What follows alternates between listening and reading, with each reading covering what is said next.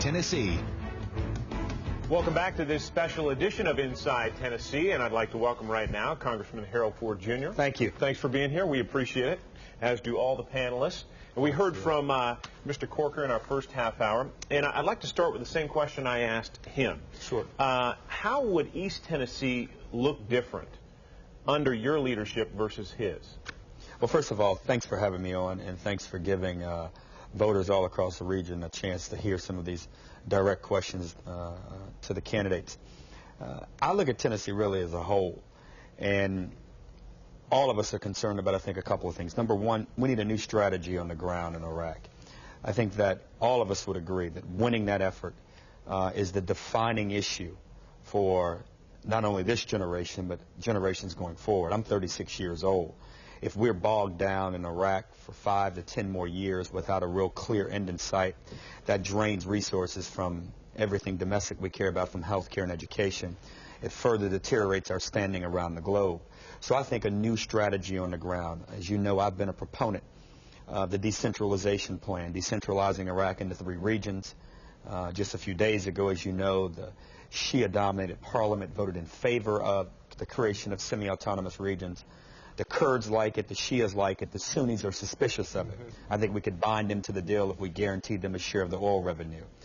If we did that, if we were to do that, it would make the North Korea situation a lot easier, but it would be more bearable because we would have the actual military assets to apply to that situation if we have to. It's easy to say as a candidate for Senate, forces on the table. But if you're not a soldier and you're not willing to send your own kids there, you got to be careful how you talk that, if you talk in those terms, which means we'd have to use our existing force, and we face a great challenge in trying to do that. The second thing we've got to do is find new energy sources.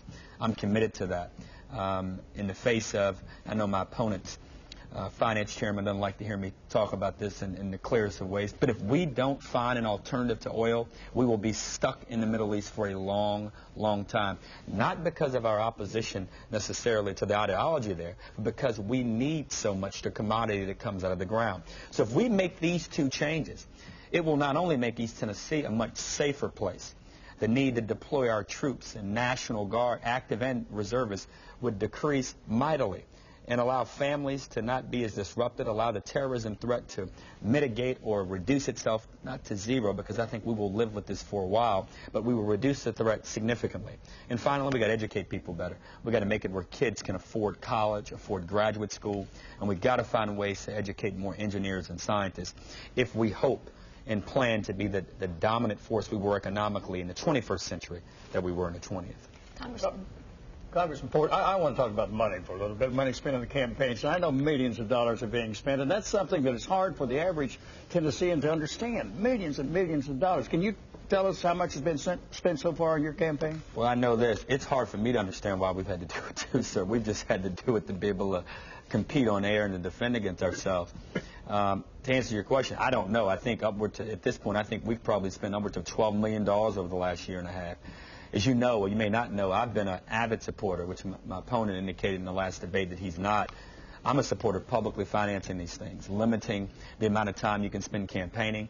And if you put a limit on what can be spent, you force the candidates to actually work, as opposed to hiding behind ads, hiding behind mail pieces, hiding behind, I think cheap lies that a lot of times politicians and political figures do. You force people to get out and stand in parking lots and go door to door and do the things that politicians should do, make county fairs, make banquets, church banquets, make school banquets, high school football games, and meet people that way.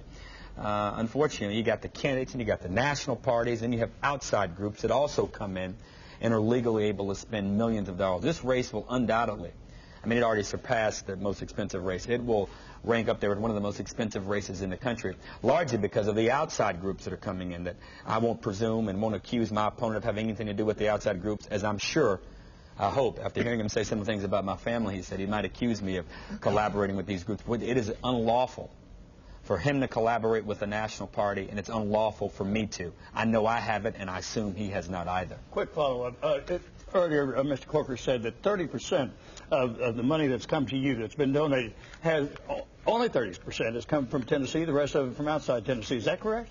I don't know. It's probably a little higher than that, but I do know this. Of the $8 million or $9 million that Mr. Corker's raised, he put 2.5 of it in himself.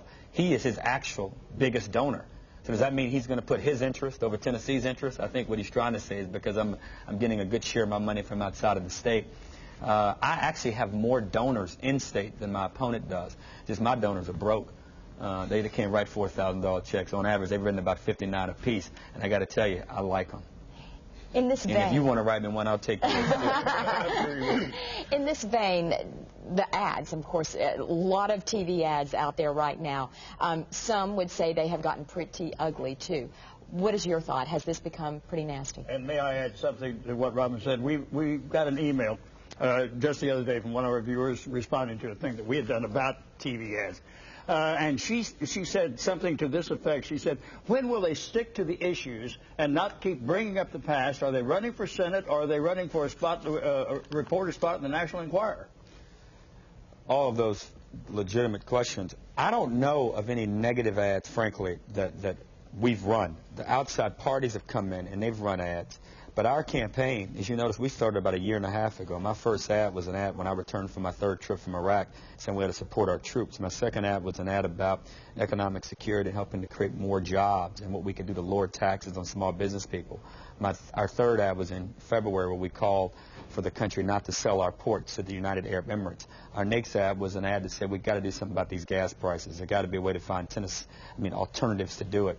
Our next ad dealt with another 4th of July, saying we ought to turn more authority over to the Iraqis sooner.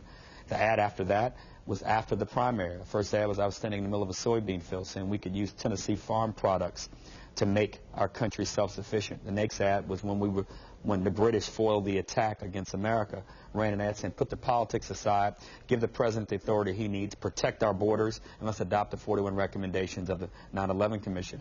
Then Labor Day happened, and my opponent unloaded on me, ran an ad saying I was for amnesty, that I wanted to release felons from jail, had this awful picture of me up on the thing, and I think his other point was that I was against a strong defense. So I defended myself. I went to my home church and said, this guy's not telling the truth about me. I didn't put up an ad that showed that, in fact, my opponent is the only candidate in the entire country to have ever been cited and had his property raided by a federal law enforcement agency for hiring illegals. Now, if that's negative, I'll accept that, but I had to defend myself. I made clear in that church ad I was not, in my church where I was baptized, that I would not let my opponent or any of these national groups make me something I'm not. And the negative from him has just kept coming and coming and coming. I went up with an education ad where I stood with children in a schoolhouse, and we've got to look out for their future. I'm going to stop you there because we've got to take a break, but we're going to get back with Hoyt's question in just a minute. Yes, sir.